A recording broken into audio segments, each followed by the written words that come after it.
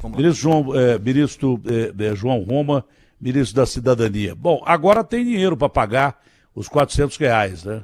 Se o Paulo Guedes não tivesse deixado o presidente gastar com emenda parlamentar os 30 bi que ele gastou com esses caras do Centrão, certamente teria dinheiro para gastar sem PEC de caloteiro. Mas agora eu tenho impressão que o dinheiro está sobrando aí para pagar os R$ 400 que esse Paulo Guedes nunca quis, porque não gosta de pobre. Ele nunca quis pagar mais de R$ 200, sempre pagou na média R$ 200. Só pagou a mais porque o Bolsonaro deu 600 na primeira vez, porque a Câmara deu 500, ele queria 200. Depois ele acabou com o auxílio emergencial, voltou fragmentado em parcelas que dão média de R$ 200, que é o que ele quer. Ele acha que o povo pode viver com 200 conto, com uma inflação que ele ajuda muito a criar de 11%, com o dólar nas alturas e a bolsa caindo. O Paulo Guedes, ele não só mora na granja do torto, com uma condução da economia por parte dele é torta pra caramba. Eu não sei porque que o Bolsonaro deve ser parente do Paulo Guedes. Porque eu teria mandado o Paulo Guedes embora há muito tempo. Bom, mas eu não sou presidente da República e não vou nem ser, porque já me passaram uma rasteira e eu não vou nem condição de candidato à presidência eu vou ter. Mas algum cargo eu vou ter e com certeza o cargo que eu tiver eu vou exercer não com mentira, mas com realidade. Se tiver, né? Porque eu sei lá se o povo vai votar em mim também. Mesmo porque o povo gosta de votar em quem ferra com o povo normalmente. Ministro, bom dia, um prazer falar com o senhor. Agora dinheiro tem para pagar o auxílio emergencial de R$ 400. Eu queria saber a partir de quando esse auxílio vai ser pago. É um prazer falar com o senhor, o desabafo não tem nada a ver com o senhor. É uma pessoa que eu gosto, admiro e que sempre recebo com muito carinho. Bom dia, ministro. Bom dia, Datena, bom dia a todos os ouvintes da Rede Bandeirantes. Eu fico muito feliz de poder estar aqui conversando com você e agradeço essa oportunidade de estar conversando com milhões de brasileiros nesse momento, comemorando, sim, a aprovação de uma PEC que viabiliza o reforço de um programa social, não é, que nós sabemos que existem 17 milhões de famílias brasileiras que estão na faixa da pobreza e extrema pobreza. Essas pessoas que estão passando necessidade precisam, sim, de um reforço do programa social no enfrentamento das consequências sociais dessa pandemia, né? Pessoas que tiveram muitas vezes impedidas de ganhar o sustento de suas famílias.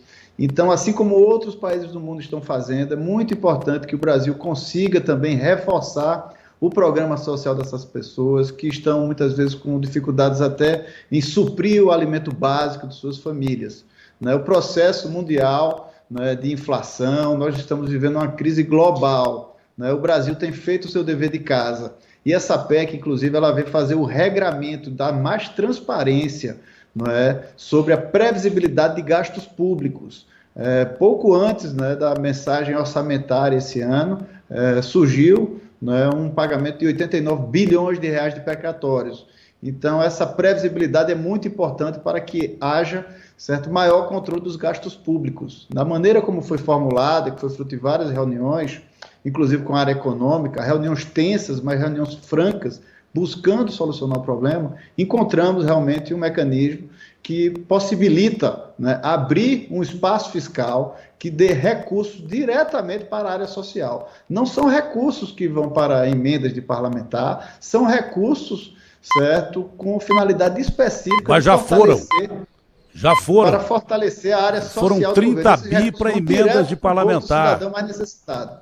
Eu sei, mas já foram. Não dá para justificar agora que essa emenda vai pagar auxílio emergencial de pobre, porque lá atrás o governo gastou 30 bi com emenda de parlamentar. Era o suficiente para pagar o auxílio emergencial. O país que é caloteiro e que gasta mal, ninguém investe aqui, ministro. Isso aí podia ter sido melhor conduzido pela área econômica. Eu sei que, como você comentou agora há pouco, certamente você poderá estar disputando uma eleição, não é? Eu até gostaria de te convidar para... Olha, nem sei mais, viu? Eu nem sei mais. No meio dessa gente que aprova esse tipo de medida, nem sei mais se eu tenho interesse. Era importante, dizer a verdade. Depois dizem que eu não vou para a política. Não, depois dizem que eu não vou para a política, por isso, por aquilo, é por esse tipo de coisa aí. coisa que teria sido evitada. Quer dizer, por que o Paulo Guedes, já que ele quer furar gasto, já que o ministro quer furar gasto agora e prometeu que não ia furar, é mais uma que ele disse que não ia fazer, aumento de imposto, não ia furar gastos de forma alguma, e está furando o teto de gastos, por que ele não fura mais o teto de gastos e dá 600, 700 pau para o povo que precisa, ao invés de 400? Aproveita a PEC dos precatórios e dá 600, 700. Deixa eu fazer um raciocínio com você, Datena. Vamos imaginar que você resolva disputar a eleição e se transforma em senador. Não, deixa isso para lá. Não, deixa isso para lá. Eu não quero falar sobre isso. Eu quero falar sobre o auxílio emergencial. Eu ainda não disputei a eleição e nem sei se vou disputar. O senhor pode usar qualquer outro exemplo, menos o meu. Eu estou aqui como jornalista e não como candidato a coisa nenhuma. Perfeitamente, Datena. Mas o que cabe esclarecer é que o papel princípio, uma das principais finalidades do Congresso Nacional é definir a peça orçamentária. É o Congresso que define o orçamento público. E é preciso também, não é, tirar, né, uma visão muitas vezes preconceituosa do que significa a emenda parlamentar. É uma ferramenta legítima. Essas emendas são diferentes de outro tipo de recurso que a pessoa pode olhar. O orçamento secreto é legítimo? O orçamento secreto, que ninguém sabe para onde vai o dinheiro e qual é o senador ou deputado que recebe. Tem orçamento secreto aí no meio. Datena, isso é uma expressão preconceituosa utilizada por uma peça orçamentária. Quando um orçamento é destinado, vamos supor, eu não vou usar o seu caso, eu vou usar o meu caso, Datena. Você me conhece, sabe que eu sou deputado federal eleito pela Bahia, estou licenciado na qualidade de ministro. Como deputado federal pela Bahia, por exemplo, eu preciso dar respaldo aos eleitores que votaram em mim. E como eu dou esse respaldo através do orçamento? Por exemplo, alocando a construção de uma barragem no município de Serra Preta, colocando recursos para a construção de uma estrada. Isso é a finalidade das emendas parlamentares. Então é legítimo. O senhor tem certeza que essas emendas parlamentares distribuídas de mais de 30 bi pelo governo serviram para ir para a barragem e não para a campanha eleitoral? O senhor tem certeza disso? O senhor tem convicção disso? Que todos os parlamentares que receberam as emendas usaram em benefício do povo? Eu tenho muito orgulho, Datena, da forma como eu destino as emendas parlamentares, às quais eu tenho domínio. O senhor coloca a mão no fogo por 513. E a maioria do Centrão que recebeu 30 bi. O que é importante saber é que cada deputado e cada senador, ele está legitimado pelo povo brasileiro. Cada um deles passou por uma eleição, ele tem povo para dar satisfação aos seus eleitores. Então é como funciona o sistema brasileiro. Mas vamos nos ater ao tema, como você pediu, e vamos falar sobre o Auxílio Brasil. Na semana passada, muita gente abriu a boca para dizer que o governo estava acabando com o Bolsa Família. E o Auxílio Brasil, ele é um programa, inclusive, muito mais fortalecido. Todos os beneficiários do Bolsa Família já serão abraçados pelo Auxílio Brasil, que passa a ser o novo programa permanente do governo de transferência de renda. O Auxílio Brasil está integrando outras políticas públicas, como a primeira infância, como capacitação, como segurança alimentar e nutricional, que é uma pauta que precisa ser superada no nosso país. Um programa que chega, inclusive, para uma quantidade maior de brasileiros, que atualmente são 14,7 milhões beneficiários com o programa Bolsa Família. Nós vamos passar para 17 milhões de beneficiários. E a opção do governo é justamente focar as ações do governo para a população mais necessitada. Quem está no programa permanente é justamente as pessoas que estão na faixa da pobreza e extrema pobreza e que necessitam, em especial nesse momento, de um suporte maior do programa social. Sabemos que todos sofreram com o advento da pandemia. O mundo inteiro está passando por privações por decorrência dessa pandemia. Mas existem brasileiras e brasileiros que sofrem muito mais. E esses são justamente as pessoas mais necessitadas, que fazem parte da pobreza e da extrema pobreza, que fazem parte, portanto, do programa permanente do governo. Quando é que começa a ser pago os R$400? De que forma vai ser pago e quem vai receber esse auxílio emergencial de R$400? O Auxílio Brasil, Datena, começa a ser pago na próxima semana, no dia 17 de novembro, dando sequência, como era, inclusive, o calendário de pagamento do programa Bolsa Família, no mesmo calendário como as pessoas já estão habituadas de receber. Mas esse complemento que vai viabilizar com que cada um dos beneficiários não receba menos de R$ 400, só será possível ser implantado a partir do mês de dezembro, porque a folha desse mês já está fechada e a PEC foi aprovada na Câmara, mas ainda precisa ser apreciada no Senado. Então, para isso, né, para que os R$ 400 sejam implantados no fortalecimento desse benefício social, ainda precisa que seja aprovado no Senado e daí que se operacionalize todo esse pagamento, fortalecendo o programa social do governo, né, ajudando as pessoas que mais precisam no nosso Brasil. Garantia mesmo dos R$ 400 só depois de passar pelo Senado. Então, para você que está nos ouvindo, a partir de dezembro seria esse auxílio emergencial. Ele seria linear, todos receberiam R$ 400, ou seria gradativo, como o auxílio emergencial foi, o Auxílio Brasil? Não dá tempo. O programa permanente, o Auxílio Brasil, diferente do auxílio emergencial, que tinha um valor definido, esse programa ele tem um ticket variado de família a família, de acordo com as condicionantes de cada família. Se a mãe tem filho, qual é a faixa etária daquela família, qual é a renda per capita daquela família. Então, no programa permanente, tem gente, muitas pessoas vão receber menos de R$ 100 e outras pessoas recebem até mais de R$ 600, dependendo da configuração dessa família e da necessidade que ela vive. E esse benefício transitório vem justamente para equalizar essa distorção, fazendo com que nenhum dos beneficiários receba menos de R$ 400 nesse período de enfrentamento das consequências sociais da pandemia. Então, esse mês começa o pagamento, como era anteriormente, com o aumento de 17,9% do programa permanente, e já em dezembro começa a ser pago esse benefício compensatório, que faz com que nenhum dos beneficiários receba menos de R$ 400, mas vai ter gente recebendo muito mais. Mantém-se os benefícios conseguidos durante o auxílio emergencial do Auxílio Brasil. Por exemplo, o cidadão que consegue um emprego e não teria mais direito ao Auxílio Brasil, depois ele pode voltar ao programa se perder o emprego de novo? Talvez essa seja a transformação mais importante desse programa da Tenda. Muito obrigado, uma excelente pergunta. Uma grande diferença do Auxílio Brasil é que, ao invés dele punir o cidadão que consiga, por exemplo, assinar a carteira, que consiga uma oportunidade de trabalho, antigamente ele ia perder o benefício social. Isso dividiu os brasileiros, porque muita gente dizia, a pessoa não quer trabalhar, só quer o benefício social. Quando não é verdade, as pessoas querem sim uma proteção social. Então, neste novo programa Auxílio Brasil, a pessoa vai ter um estímulo do governo para que ele possa, sim, assinar a carteira, para que ele possa ampliar a renda da sua família, conquistar mais qualidade de vida, tendo uma regra de permanência no programa, certo? Que garante que ele permaneça no programa, inclusive que ele tenha um estímulo financeiro no momento em que ele conquistar uma posição de trabalho. Então, é um programa que, ao invés de punir aquele cidadão que conseguir, né, uma ascensão, que conseguir uma oportunidade de trabalho, a gente vai estimular para que essa pessoa consiga caminhar com as próprias pernas e conquistar melhor qualidade de vida para a sua família.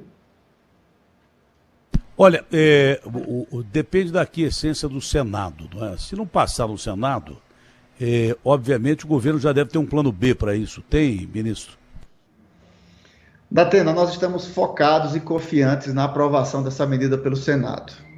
Nesse enfrentamento à pandemia, o Congresso Nacional não falhou ao povo brasileiro. Foi assim na aprovação do orçamento de guerra, foi assim na aprovação da PEC emergencial, e assim está sendo agora na aprovação dessa PEC 23, que viabiliza o reforço do programa social do governo para os brasileiros mais necessitados. Não podemos esquecer que existem 17 milhões de famílias no Brasil, devidamente cadastradas, que estão na faixa da pobreza e extrema pobreza. Então, nós estamos focados e confiantes. Conversei já com o presidente do Senado, Rodrigo Pacheco, me fez diversas perguntas sobre o programa social, e manifestou-se totalmente empenhado em dar o máximo de celeridade na tramitação desse tema do Senado, buscando sensibilizar os seus pares senadores, e fica aqui o nosso apelo, para que cada parlamentar possa, sim, mais uma vez, estar ao lado do povo brasileiro, viabilizando um programa social mais robusto que possa, sim, ajudar essas pessoas mais necessitadas. Eu não queria voltar a esse argumento, mas se o governo não tivesse gastado mal com emenda de gente que não devolveu essas emendas ao povo, tenho certeza que não devolveu, muitos deles não devolveram, o Brasil não precisaria de PEC de calote. Isso aumenta o risco Brasil, porque ao mesmo tempo que não paga um coitado num aposentado que tem para receber do governo, não paga fundos internacionais que vão deixar de investir no Brasil para reaquecer a nossa economia. E um país que não tem controle sobre os seus gastos, porque pior do que isso, né? Não tem controle sobre os seus gastos e fura o teto de gastos, aumenta ainda mais o risco Brasil. E com 11% quase de inflação, e se ninguém investir aqui, o Brasil está perdido.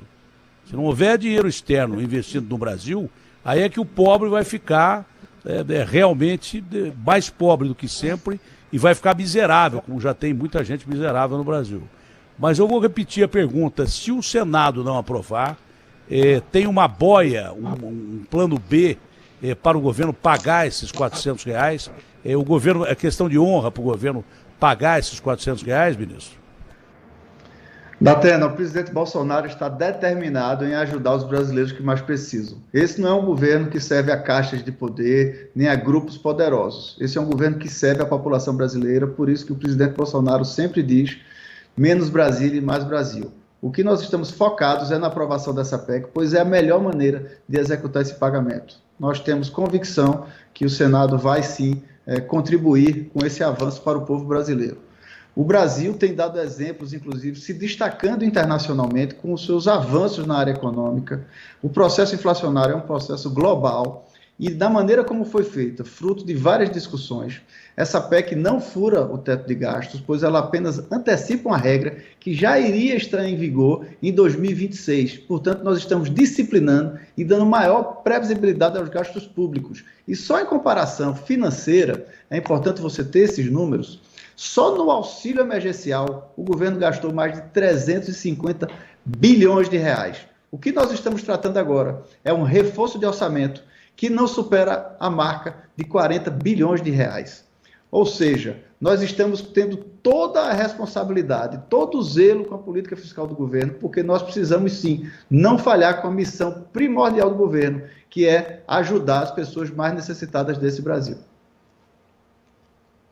Isso eu não tenho dúvida, mas que não furou, mas vai furar, porque o ministro já pediu autorização para furar o teto de gastos, porque não é só a PEC dos precatórios que está em monta, tem mais dinheiro o Brasil gastar, e não tem dinheiro, então vai ter que furar o teto de gastos. Não furou com essa PEC, vai furar com outras medidas que o governo vai ter que tomar. São medidas emergenciais, a gente reconhece que muito por causa de um governo de má administração da presidente Dilma e do Manteiga, o Brasil já estava com 14 milhões, 13 milhões e meio de desempregados ali, depois da pandemia, mas a administração do Paulo Guedes, a meu ver, tem sido desastrosa.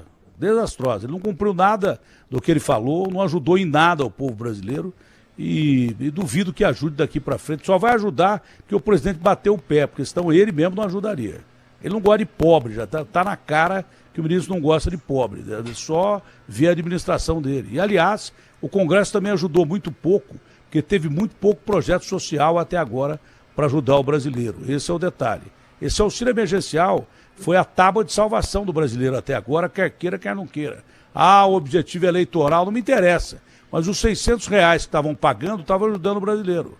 E o Paulo Guedes vai dar uma cacetada, corta o auxílio emergencial no pior da pandemia, divide em 3, né, e agora volta com R$ 400. E para furar teto de gastos, vem com essa história de que, olha, se não passar a PEC dos precatórios, os coitadinhos continuarão coitadinhos. Não, vai passar a PEC dos precatórios, os coitadinhos vão continuar se ferrando. Eu não tenho dúvida nenhuma disso. Tomara que não. Tomara que eu esteja redondamente enganado. Porque por mais boa vontade que tenha o presidente, a economia vai muito mal no Brasil. É um dos poucos países que passaram dos 2 dígitos. Acho que um dos 3 países que passaram dos 2 dígitos de inflação. O IPCA de hoje bateu 1,25, que é uma calamidade. 1,25 era a média aí quase que anual. Vamos passar de 10, quase 11%. Nós vamos bater de inflação.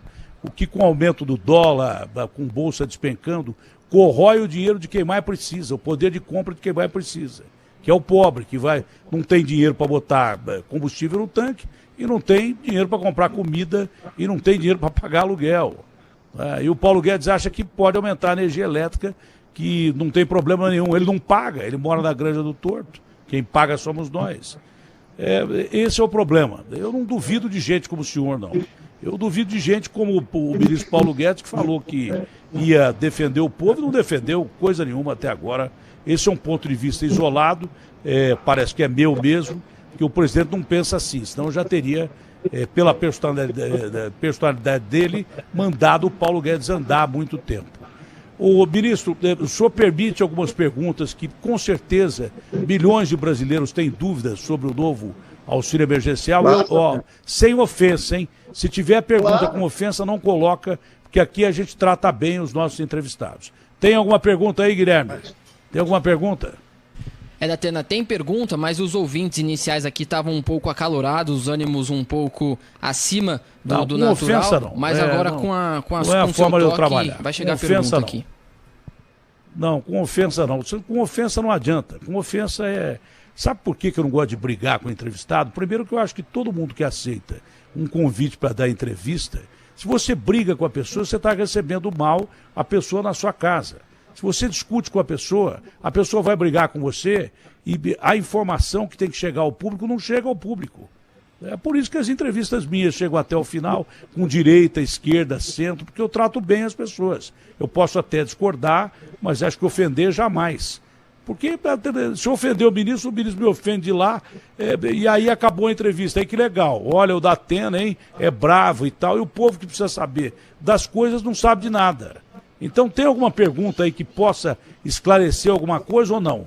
Ou é só ofensa?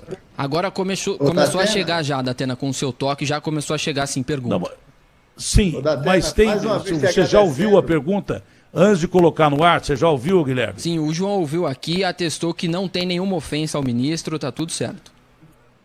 Se o ministro permitir, então eu vou colocar a pergunta no ar. Eu permito, mas eu queria, ao ponto que, mais uma vez, eu te agradeço a oportunidade de poder estar aqui, trazendo esclarecimentos e informação para o povo brasileiro. Eu queria agendar com você a oportunidade da gente poder fazer uma entrevista dessa presencial, que eu quero te visitar aí para tomar um café com você, não é? E porque a gente possa discutir mais a profundo esses assuntos, não é? E logo que eu tiver uma próxima agenda, eu quero fazer uma visita aí presencial.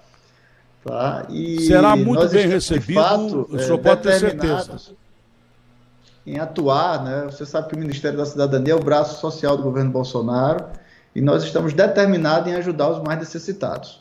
Tanto através do Auxílio Brasil, claro, que eu tenho certeza que é um avanço na política social do governo, como em outras pautas que eu tenho interesse depois de conversar com você, como a questão da segurança alimentar e nutricional. Não é admissível, Datena, que um país que alimenta mais de 1 bilhão de pessoas, que 1 em cada 5 pratos de comida no mundo é produzido pelo Brasil, que nós desperdiçamos 30% de tudo que produzimos, não é admissível que ainda existam brasileiros passando fome. Então, algo está errado e não é a escassez de alimento. Então, nós estamos tratando desse assunto. Amanhã mesmo estamos lançando um programa com o presidente Bolsonaro para cada vez mais fortalecer essa questão da segurança alimentar. E sobre esse tema eu gostaria de depois ter uma entrevista especial com você para que a gente possa detalhar e aprofundar um tema tão importante para milhões de brasileiros. O senhor vê que com intuição é muito mais importante do que inteligência e conhecimento, né? O Einstein já dizia isso. Um morador de rua que estava comendo comida do lixo foi entrevistado pelo Garrafa e a resposta dele foi a seguinte: olha, eu estou comendo comida do lixo, que é a única coisa que eu tenho. Então eu tenho que comer comida daqui. Agora, o nosso país joga grande parte do que produz de alimento fora. O morador de rua disse isso. A consciência dele não devia ter um conhecimento elevado, não deve ter tido acesso a estudo e tal, mas tinha intuição e informação. A maior parte do que a gente produz, a gente joga fora, ou grande parte do que a gente produz, a gente joga fora. Só me desculpe o começo acalorado da entrevista, mas discordar não significa brigar. Oi? Isso mesmo. E muito disso por causa da burocracia, por disfunções normativas. E nós estamos justamente tratando disso, porque hoje, inclusive, o empresário que quer doar o alimento, ele termina sendo punido. Enquanto que nós temos que estimular, né, esse espírito de solidariedade entre os brasileiros. Quem tem, doa para quem não tem. não é? Agora a pessoa não pode ser punida, não pode pagar imposto, não é, por estar fazendo a doação de alimentos para necessitado. Então são essas ações que nós estamos conseguindo evoluir aqui e que eu queria, numa oportunidade, numa entrevista, se possível até presencial com você, a gente poder tratar desse tema questão da alimentação. Maior prazer. O São Paulo não tem morte zero, porque a gente já descobriu uma morte, o governador tinha anunciado morte zero, a gente já descobriu uma morte, mas está controlando bem a pandemia, espero que controle, porque a pandemia já perdeu o controle fora do país de novo. Nós temos a Europa como novo epicentro, talvez uma sexta onda, 1.200 mortes, 1.211 mortes na Rússia, o que é um recorde, a Alemanha com vários casos, a Inglaterra com vários casos. Temos que tomar cuidado com esse bicho. E não é como o governador anunciou aqui, morte zero, a gente já descobriu uma. Tomara que não descubra mais e tomara que as pessoas continuem tomando as suas precauções para que não vacina. 642 mil pessoas não foram vacinar da segunda dose. Tem que procurar a dose da vacina. Vai tomar vacina, pelo amor de Deus. Bom, não estamos na morte zero, mas dá para controlar com certeza. O dia que o senhor quiser, a gente marca uma entrevista presencial. Uma ou duas perguntas ao ministro, mas sem ofensa. Se houver ofensa, eu corto na hora, por gentileza.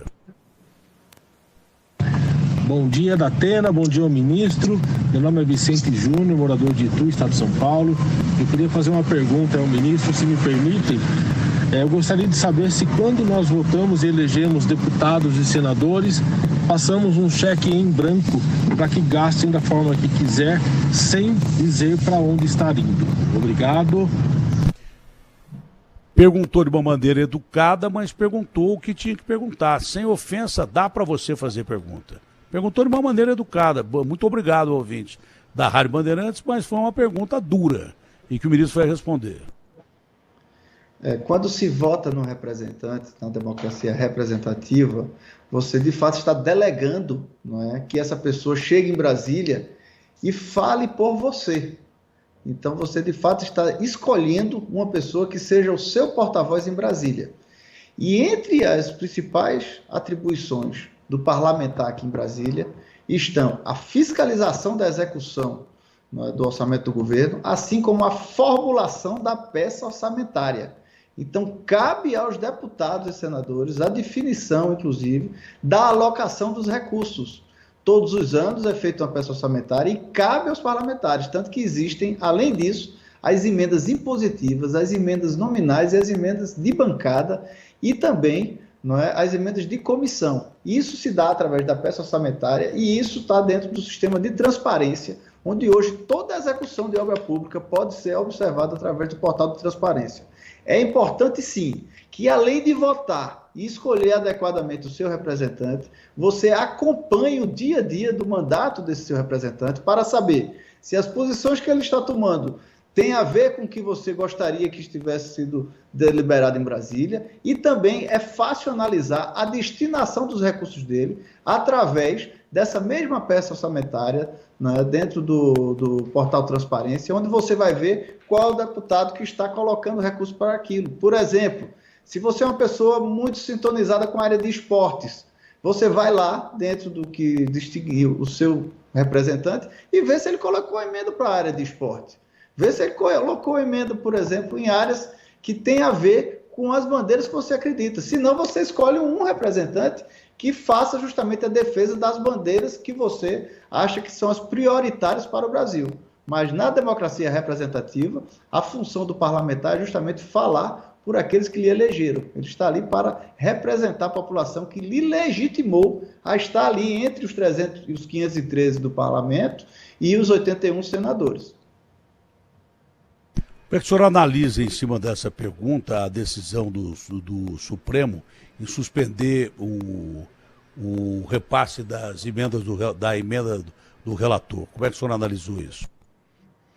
Até eu achei que foi uma matéria, né, tratada de forma muito assodada, e me toca isso, porque isso fica parecendo mais uma vez, né, um exacerbo de função do judiciário. Parece mais uma vez o judiciário, né, buscando extrapolar as suas fronteiras.